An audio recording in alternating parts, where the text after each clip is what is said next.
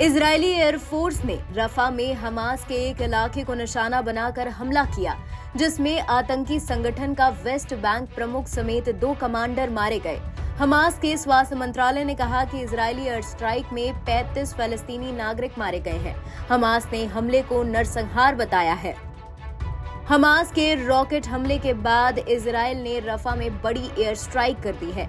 Israeli रक्षा बल यानी IDF ने बताया कि एक परिसर को निशाना बनाकर की गई एयर स्ट्राइक में हमास के 2 कमांडर मारे गए हैं। इनमें वेस्ट बैंक प्रमुख भी शामिल है। रविवार और सोमवार की दरमियानी रात को हुए इस हमले में इजरायली एयरफोर्स ने आतंकी संगठन के हमास के रफा स्थित परिसर को निशाना बनाया, जहां बड़े आतंकी मौजूद थे। हमले में वेस्ट बैंक मुख्यालय का प्रमुख यासिन रबैया और दूसरा आतंकी कमांडर खालिद नज्जार मारा गया है। वहीं हमास के स्वास्थ्य मंत्रालय ने बताया कि इजरायली बमबारी में 35 फलस्तीनी नागरिक मारे गए हैं। IDF ने कहा कि उसे ऐसी रिपोर्ट्स की जानकारी थी जिसमें संकेत किया गया था कि हमले और गोलाबारी के परिणाम स्वरूप क्षेत्र में कई नागरिक घायल हुए हैं। घटना की समीक्षा की जा रही है।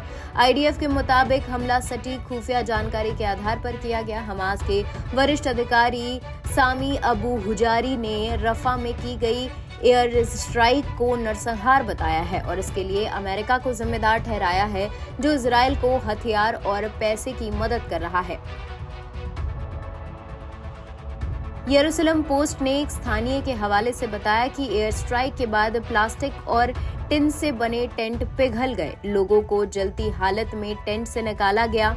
अमेरिका ने कहा कि गाजा स्थित रफा के पास विस्थापित लोगों के शिविर पर हुए इजरायली हमले से संबंधित स्थिति पर नजर रखा हुआ है। व्हाइट हाउस के राष्ट्रीय सुरक्षा परिषद के प्रवक्ता ने टाइम्स ऑफ इजराइल को बताया कि हम रफा में हुई घटना के बारे में रिपोर्टों से अवगत हैं और अधिक जानकारी एकत्रित कर रहे हैं।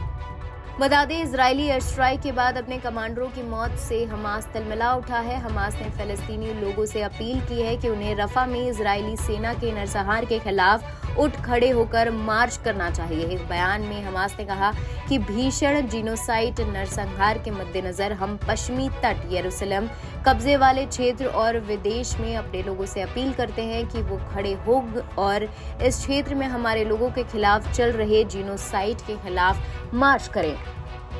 NBT ऑनलाइन की रिपोर्ट।